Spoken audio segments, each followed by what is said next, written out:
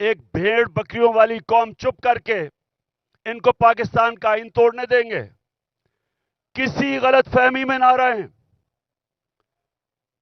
ساری قوم کا فیصلہ ہے کہ وہ پاکستان کے آئین کے ساتھ کھڑے ہیں.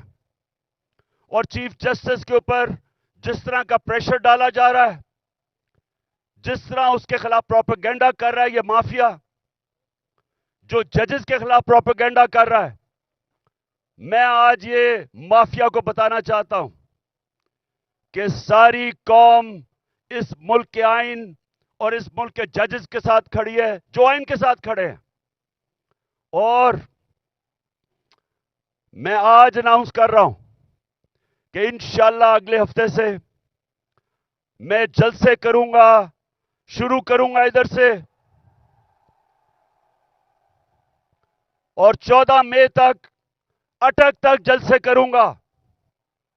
میں پبلک میں نکلوں گا، عوام کو تیار کروں گا، اور عوام کو تیار کروں گا کہ ہم کسی صورت یہ جو 2 کیئر ٹیکر پنجاب میں گورنمنٹ اور پختونخوا میں جن کا مدت ختم ہو چکی ہے، ان کی کوئی قانونی حیثیت نہیں ہے، ان کا جواز آج بالکل غیر قانونی ہے. تو ہم ڈیمانڈ کریں گے کہ ہمیں الیکشن دیے جائیں. پنجاب کا الیکشن اناؤنس ہو چکا ہے، اس کی کیمپین شروع کر رہا ہوں. پختونخوا کے لیے ہم ہائی کورٹ میں، ہم سپریم کورٹ پہ جائیں گے. وہاں کے لوگوں کے لیے بھی الیکشن چاہتے ہیں، کیونکہ 70% پاکستان میں عوام کی کوئی نمائندگی نہیں ہے.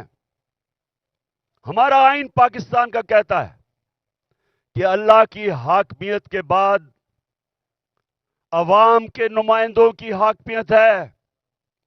نہ اس وقت پختونخوا میں ہے اور نہ پنجاب میں ہے.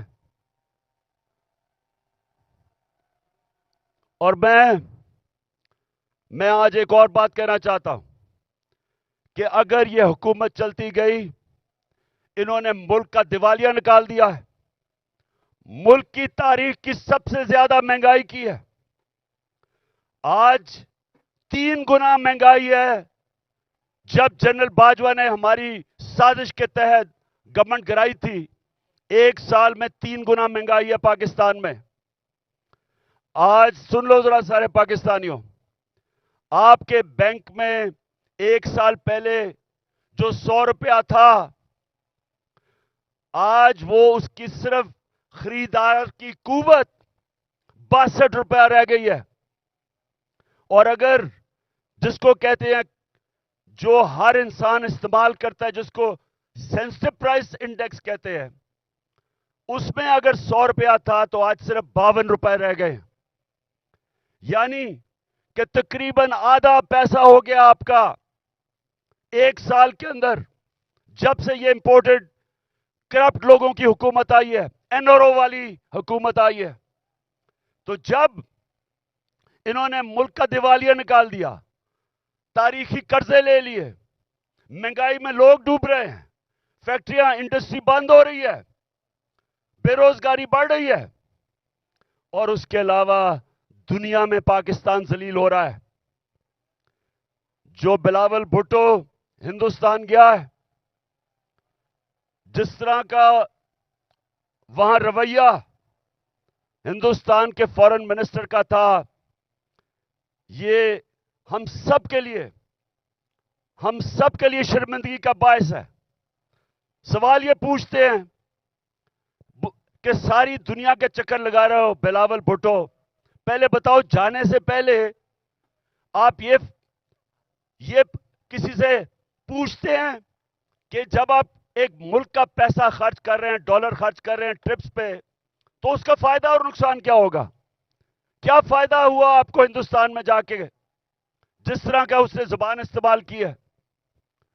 اور میں آج ہندوستان کے فارن منسٹر کو بھی کہنا چاہتا ہوں کہ کیا آپ میں کوئی تہذیب نہیں؟ کیا آپ میں کوئی ایٹیکیٹ نہیں کہ آپ کے ملک میں ایک مہمان آتا ہے، یا تو اس کو بلائیں نا، لیکن بلا کے اس طرح ذلیل کرنا، یہ ہندوستان پہ ریفلیکٹ کر رہا ہے.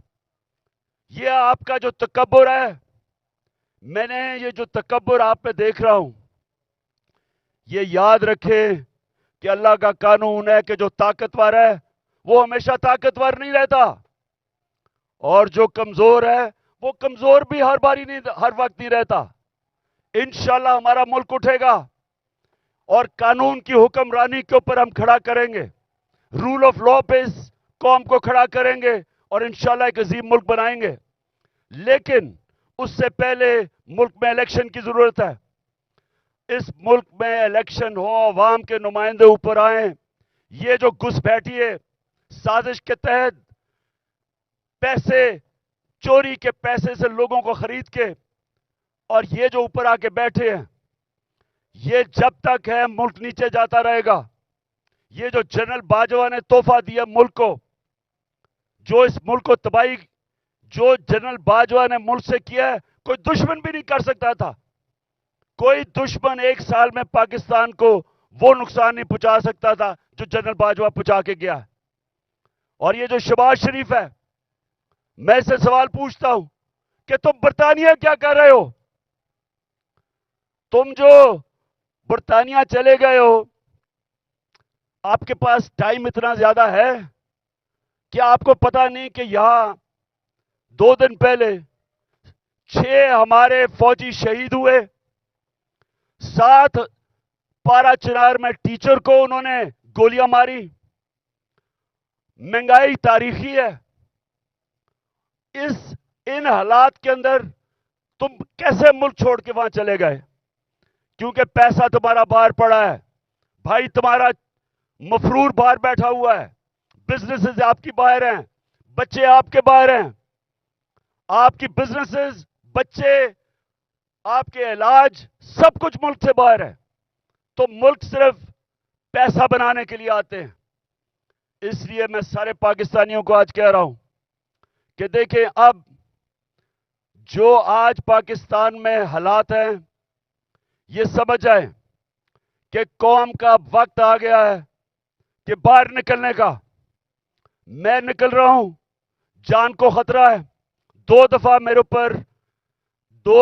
میرے اوپر قاتلانہ حملے مارنے کی کوشش کی گئی.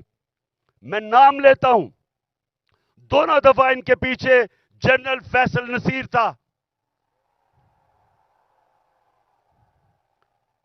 مجھے بھی اس نے مارنے کی کوشش کی، اور یہ پیچھے تھا جو تشدد ہوا اعظم سواتی پہ، اس کے پیچھے بھی یہی تھا. ارشد شریف کے قتل کے پیچھے بھی یہی تھا.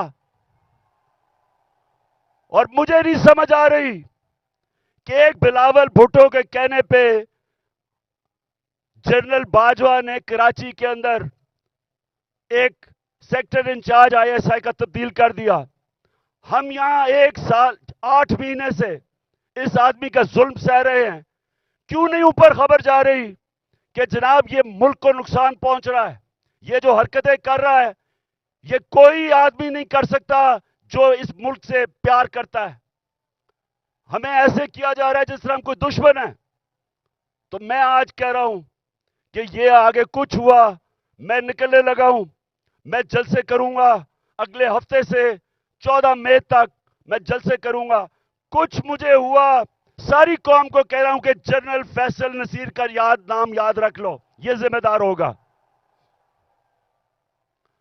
اور میری قوم، جس طرح آج آپ سارے نکلے ہیں گاؤں میں، محلوں میں، جس طرح اپنے اپنے آئین کے ساتھ کھڑے ہوئے ہیں، اور جو چیف جسٹس آئین کے ساتھ کھڑا ہے جس طرح اس کے ساتھ کھڑے ہوئے ہیں، میں آج آپ کو سلام پیش کرتا ہوں. آپ ایک زندہ قوم بن گئے ہیں.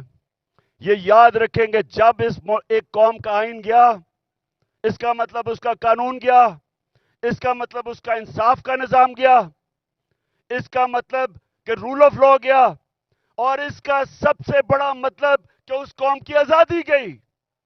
وہ قوم غلام بن گئی. وہ قوم جنگل کے قانون میں طاقت کی حکمرانی کی وجہ سے طاقتور کی غلامی کرتی ہے. تو یہ ہماری یہ سیاست نہیں ہو رہی. آزادی کے لیے سیاست نہیں کرتا. آزادی کے لیے جہاد ہوتی ہے. یہ ہم جہاد لڑ رہے ہیں. ہم اپنے ملک کو آزاد کرنے کے لیے، قانون کی حکمرانی قائم کرنے کے لیے ہم سب جہاد لڑ رہے ہیں. اور آپ نے اب میرے ساتھ چل رہے ہیں. میں اب نکلنے لگا ہوں، اور انشاءاللہ ہم تب تک سانس نہیں لیں گے جب تک الیکشن کروا کے اس ملک کو ہم آزاد نہیں کرتے. پاکستان زندہ باد.